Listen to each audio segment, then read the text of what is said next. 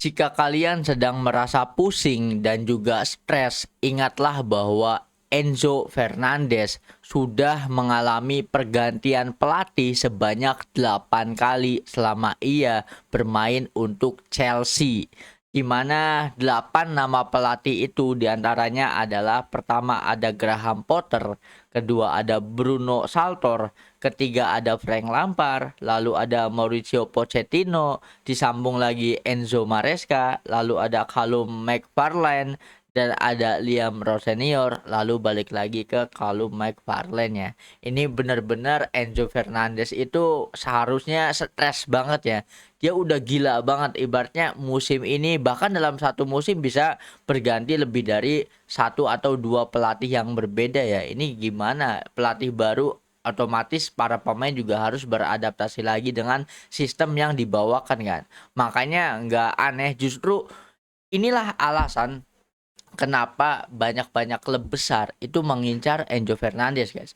Salah satunya ada Real Madrid, lalu PSG, kemudian ada Manchester City. Kenapa klub-klub besar ini sangat tertarik untuk memboyong Enzo Fernandez? Karena Enzo Fernandez ketika datang ke Chelsea itu usianya sangat muda, dan perekrutan Enzo Fernandez sendiri itu dilihat ya didasarkan pada performa apiknya Enzo ketika di Piala Dunia ya, yang mendapatkan trofi pemain muda terbaik gitu kan. Karena waktu itu Enzo sendiri bermain untuk Benfica kan. Dan karena performanya yang apik, akhirnya Enzo diboyonglah ke Stamford Bridge gitu kan. Tetapi di usianya yang sangat belia, yang sangat masih muda gitu kan, Enzo bisa perform guys. Enzo bisa menjadi sosok tulang punggung di Chelsea. Bayangkan, Chelsea itu mengalami 8 pergantian pelatih dan tetap sosok kaptennya itu ada Enzo ya. Dimana Enzo itu berarti tipe pemain yang bisa adaptif, sangat sekali adaptif ya. Pergantian pelatih juga tidak membuat dia underperform. Justru dia bisa menahan ya gempuran yang ada di manajemen Chelsea gitu kan. Kalau dikaitkan ya mungkin sama kayak Bruno Fernandes di Manchester United ya. Sama ibaratnya dia tetap jadi tulang punggung di tengah ketidakpastian keputusan dari manajemen. Makanya mentalitas seperti inilah yang sangat dibutuhkan oleh para klub-klub besar ya. Makanya pertimbangan Real Madrid untuk merekrut Enzo Fernandez ya karena hal tersebut, mentalitasnya ya. Di mana mentalnya Enzo itu sudah sangat teruji ketika dia berseragam Chelsea ya. Bahkan ketika transisi dari Enzo Maresca ke Liam Rowe Senior, ya salah satu kunci vitalnya ya tetap Enzo Fernandez. Makanya di pertandingan kemarin ketika menang ya setelah dilatih kembali oleh McFarlane. McFarlane itu Michael Carrick-nya Chelsea lah gitu kan kalau kalian nggak tahu. Jadi kalau McFarlane itu kayak ada di coaching staff gitu kan. Dimana ketika pelatih intinya, pelatih utamanya itu dipecat, ya dia yang take over ya, ya dia yang menghandle tim gitu kan. Dan ketika kembali lagi dilatih oleh Colin McFarlane, Enzo Fernandez kembali membuktikan ya bahwa memang yang masalah itu bukan performa dari para pemainnya, dari timnya, tetapi ya dari pelatihnya. Sampai-sampai ada sebuah pernyataan dari Enzo Fernandez tentang perbedaan Liam Rowe Senior dan juga Callum McFarlane. Di mana menurut Enzo ya, Liam Rowe Senior itu tidak memiliki kedekatan emosional atau personal dengan para pemain Chelsea.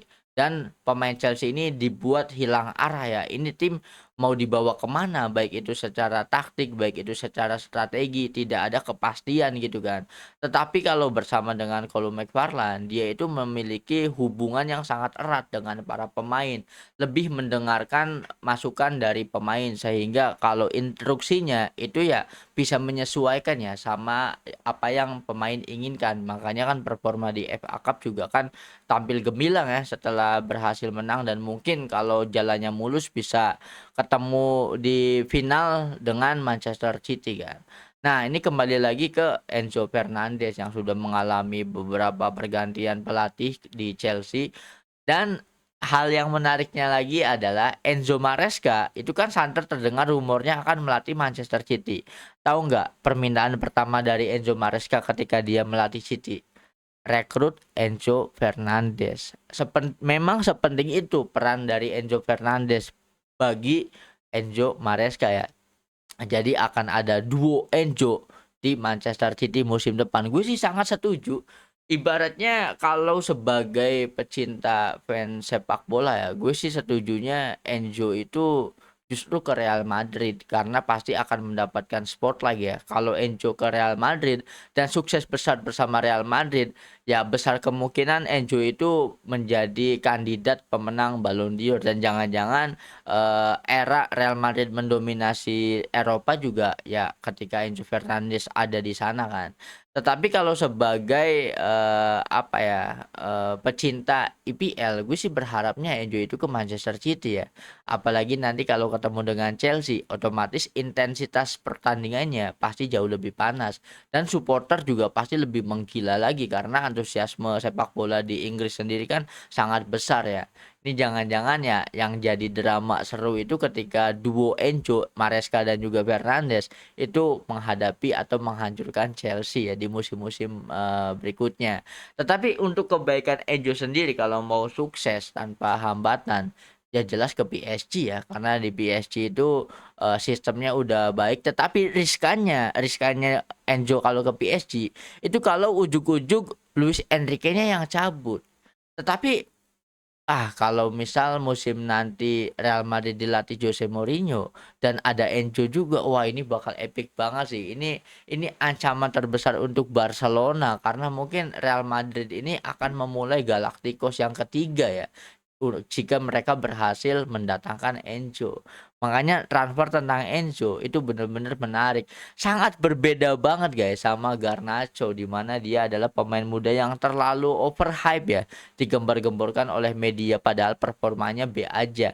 Kalau Enzo Fernandes meskipun dia mendapatkan hype yang cukup tinggi oleh sosial media tetapi tidak terlalu hype seperti Garnacho ya. Tetapi untuk performa, konsistensinya, cara dia nge-lead di lapangan, dia adalah sosok leader sejati. Bahkan ketika waktu itu setelah menang Piala Dunia sempat dijauhi oleh para pemain Prancis karena kasus skandal rasisme yang dilakukan oleh Enzo ya. Tetapi Enzo tetap teguh. Dia itu tipe pemain yang tidak ke distract oleh omongan orang lain gitu kan. Ya benar-benar mentalitas Argentina ya. Mentalitas Argentina yang tidak dimiliki oleh Garnacho gitu kan. Dia memang tetap teguh apalagi di belakang dia itu ada Lionel Messi ya. Jadi para pemain-pemain dari timnas Argentina itu keputusan transfer kadang bisa lewat curhat dulu ke Lionel Messi sehingga akan ada rekomendasi ya.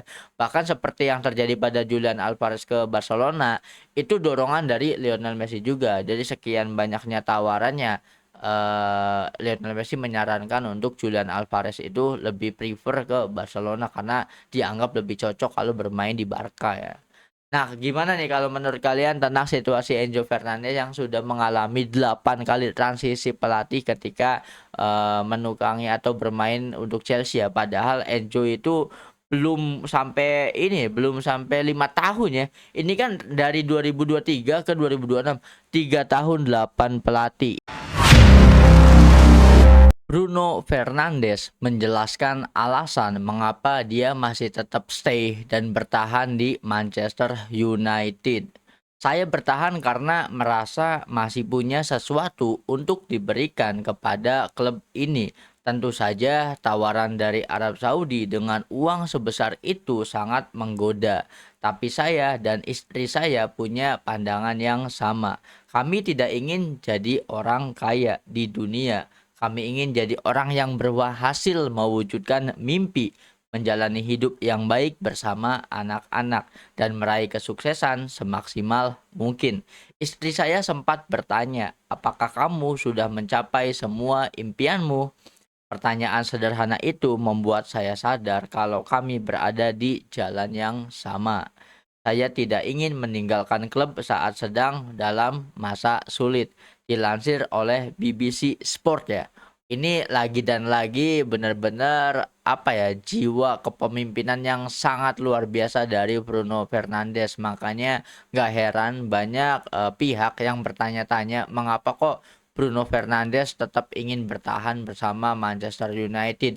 Ibaratnya masuk ke dalam era kegelapan King MU ya Padahal permainannya kalau bermain di klub lain ya mungkin bisa mendapatkan kesuksesan yang jauh lebih besar. Dan hal ini juga sempat ditanyakan oleh Paul Pogba. Waktu itu Paul Pogba pernah ditanya oleh salah satu jurnalis ya, menurutmu Bruno Fernandes kalau dia bermain di klub lain apakah dia bisa perform lebih baik ketika dia dengan Manchester United? Jawaban dari Paul Pogba itu sangat mencengangkan tetapi masuk akal ya. Jawaban dari Paul Pogba adalah, bayangkan saja jika Bruno Fernandes itu bermainnya untuk Manchester City.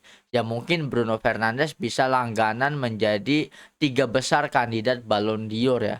Ini sebuah isyarat yang mengatakan bahwa dengan performanya yang sekarang yang dia berikan ketika membela Manchester United, dibawa ke klub lain, apalagi klub yang sedang ada di tren positif, maksudnya klub-klub yang sedang panen trofi ya seperti Manchester City, seperti Barcelona, seperti PSG atau seperti klub-klub lain. Ya mungkin performanya Bruno Fernandes ini bisa lebih di-highlight lagi ya, bisa mendapatkan apresiasi yang lebih layak lagi yaitu ya seperti nominasi Ballon d'Or, seperti trofi-trofi yang lainnya atau award pemain terbaik individunya gitu kan. Tetapi karena memang performanya bagus tapi bermain untuk Manchester United, ya akhirnya performa dia itu nggak mendapatkan sorotan gitu kan. Tetapi jawaban dari Bruno Fernandes tentang alasan kenapa dia tetap stay membela King MU di era kegelapannya ini sangat ini ya sungguh mengharukan juga ya, cukup mengharukan juga bahwa dia merasa ada sesuatu yang ingin dia capai bersama Manchester United dan dia juga merasa tidak tega jika harus meninggalkan Manchester United di masa-masa keterpurukannya ya. Ini benar-benar Bruno Fernandes ini sudah mencintai Manchester United ya. Ini hitungannya udah bukan kerja lagi guys, hitungannya ini memang passion ya. Sama halnya mungkin jika ditanya kepada David De Gea dulu ya, dari masa dia masih sangat muda, era prime-nya dia itu habis ya setengahnya di era kegelapan Manchester United lah ya. Ibaratnya kan kalau berandai-andai jika bisa pindah ke klub lainnya mungkin karirnya bisa lebih cemerlang lagi kan. Tetapi di musim depan mungkin ya karena di musim ini di akhir musim ini di putaran kedua IPL sendiri untuk musim ini Manchester United itu udah mulai menggila ya dan sosok yang mengantarkan peningkatan performa MU sendiri ya bukan siapa lagi ya kalau bukan Bruno Fernandes kan. Ya semoga saja akhirnya Bruno Fernandes mendapatkan feedback atau reward yang sesuai dengan performa yang ia torehkan. Dan ngomong-ngomong Bruno Fernandes itu butuh 2 assist lagi untuk memecahkan rekor assist terbanyak di IPL yang selama ini dipegang oleh Kevin De Bruyne dan juga Thierry Henry dengan torehan 20 assist satu musim ya dalam satu musim. Bruno Fernandes sekarang sudah mencatatkan 19 assist guys. Jadi butuh satu assist lagi untuk menyamai rekor assist terbanyak. Butuh 2 assist lagi untuk memecahkan rekor ya di mana Manchester United masih menyisakan 4 pertandingan lagi. Di mana di pertandingan terakhir akhirnya Bruno Fernandes bisa mencetak assist ya ketika dia mengumpan ke Sesko gitu kan di golnya Sesko. Nah, semoga saja sih di 4 pertandingan ini at least gue berharap sih tidak hanya menyamai ya, gue berharap Bruno Fernandes bisa memecahkan rekor assist terbanyak di IPL dalam satu musim gitu kan. Makanya gue nantikan 4 pertandingan lagi yang akan dilakoni oleh King MU. Sedangkan fakta menarik lainnya adalah King MU hanya butuh 2 poin lagi untuk mengamankan tiket Liga Champion. Jadi misal King MU itu nanti menang otomatis dapat 3 poin dan di sisa 3 pertandingannya kalah tetap main di Liga Champion. Ini benar-benar keren banget ya. Udah tidak kesalip lagi nih, tidak mungkin terlempar ke posisi 5 apalagi 6 ya. Benar-benar aman. Nah, gimana nih kalau menurut kalian pandangan kalian tentang perjalanan karir dari Bruno Fernandes ini, guys?